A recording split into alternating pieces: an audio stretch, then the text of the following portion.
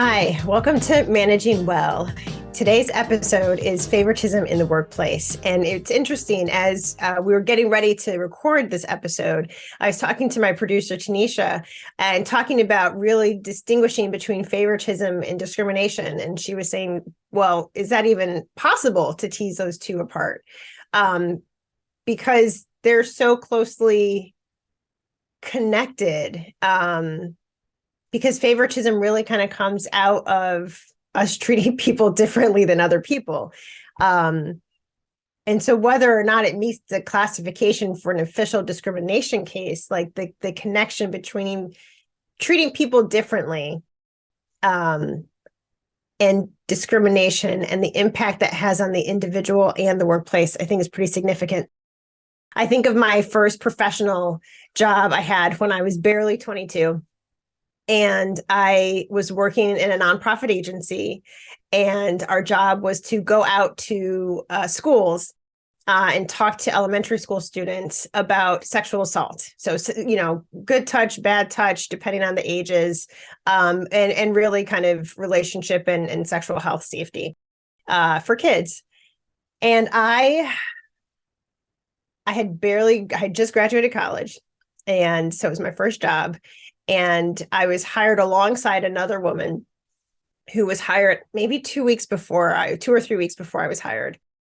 So we shared literally same office. We're working on the same curriculum. We do the same. We had the exact same job.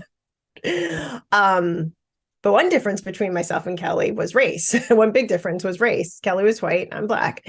And the way we were treated by our boss was striking in how different our experiences were. How Kelly would get assigned to schools with a lower population, schools with more resources and support, schools that were predominantly white.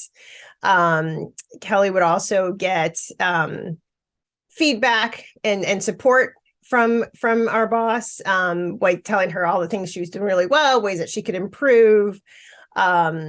She was really encouraged.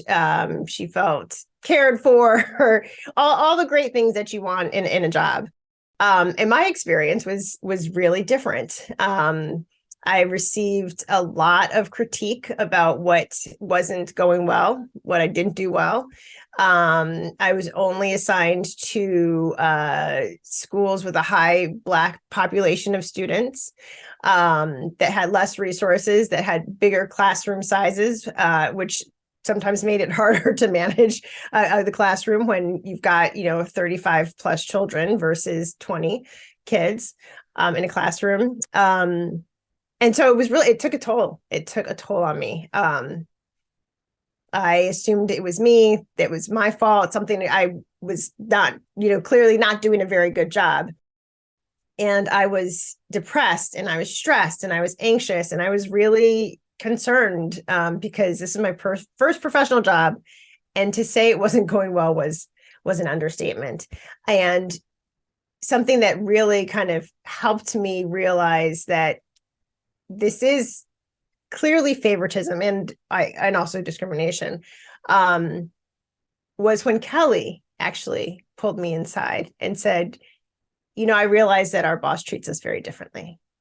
And so to have that outside perspective, from the person who was actually favored, say, Tonya, I see that this is not fair. I see what is happening to you. I am sorry this is happening to you, was really, really powerful, because it helped me give voice to what was actually happening instead of just kind of struggling with it on my own.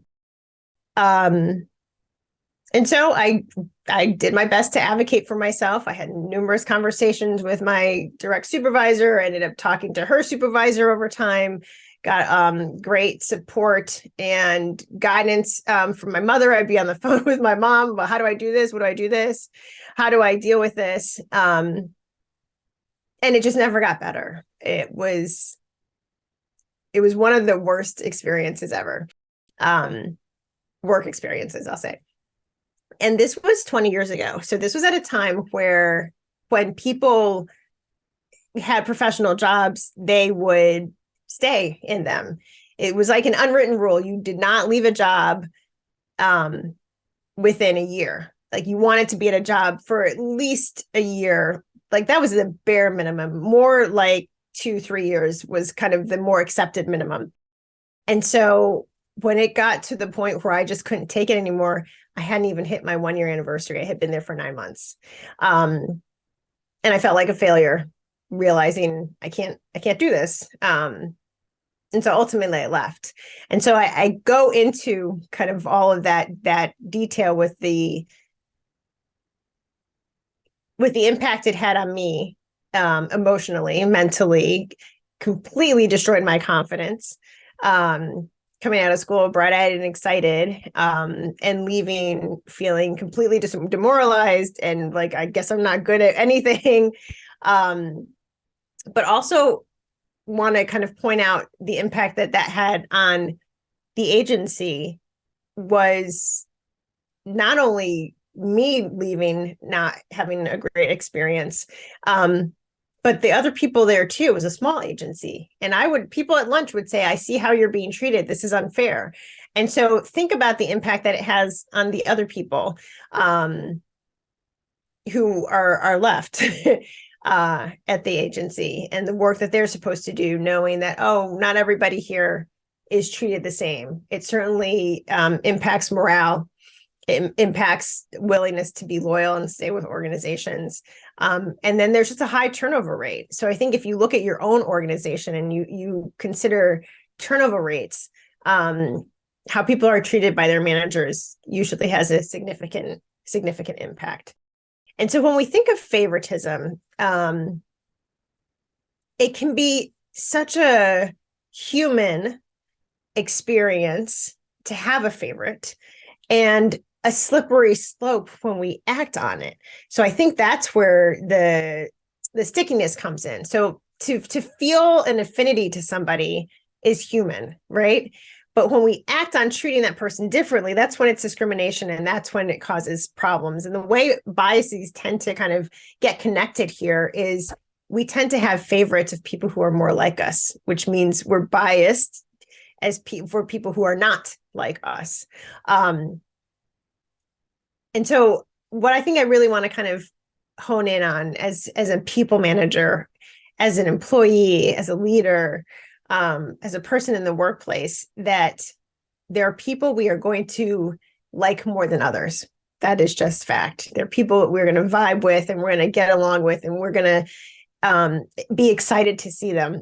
And then there's going to be people who that doesn't fit for us. And that is okay. We don't need judgment around it. I think if anything, we need internal acknowledgement of it. We need to recognize, like, oh yeah, there are some people on my team that I do feel closer to than others. I do like more than others. And to be self-reflective about why you're more connected to some people over others.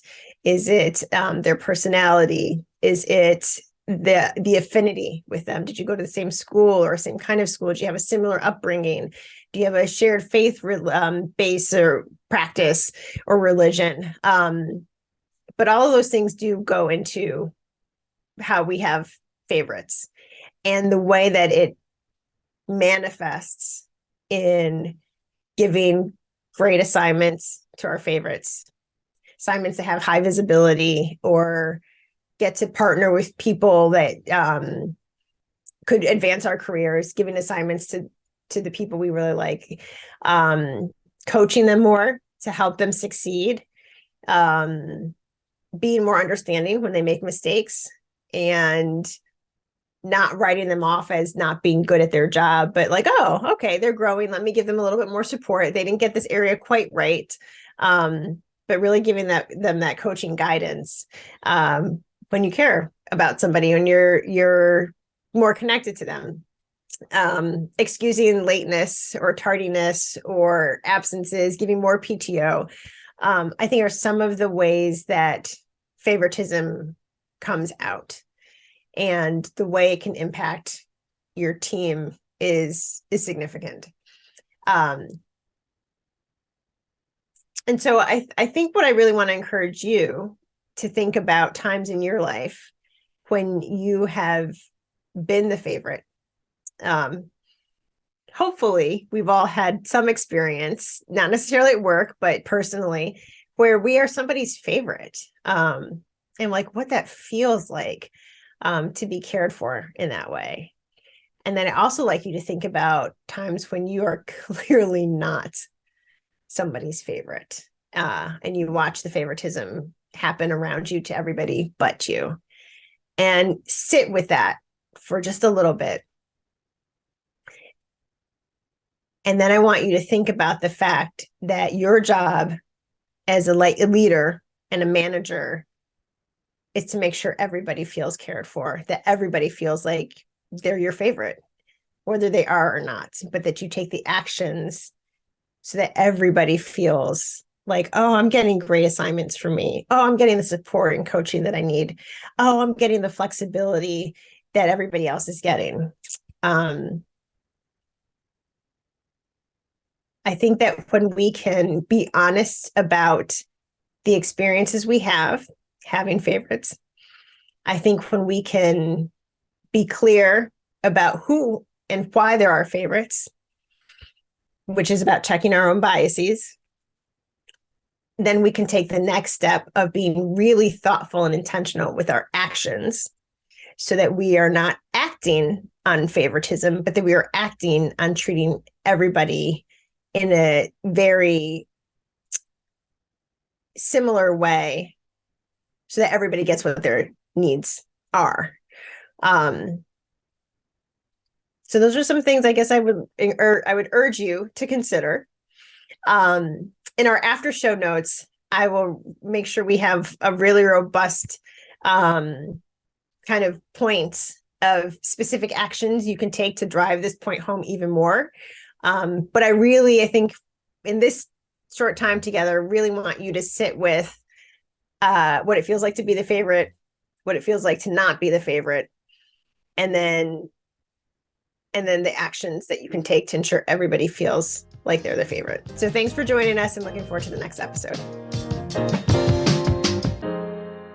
Thank you for listening to Managing Well. Please be sure to rate, review, and subscribe wherever you get your podcasts. If you want to learn more about today's episode, go to theladipogroup.com/podcast for a worksheet on today's episode. A special thanks to my podcast team and the Ladipo Group who supports this show. Managing Well is produced and edited by Black Faves Brand Studio. I'm your host, Tonya Ladipo. If you have any questions or topics you want to discuss, email me at managingwellpodcast@theladipogroup.com.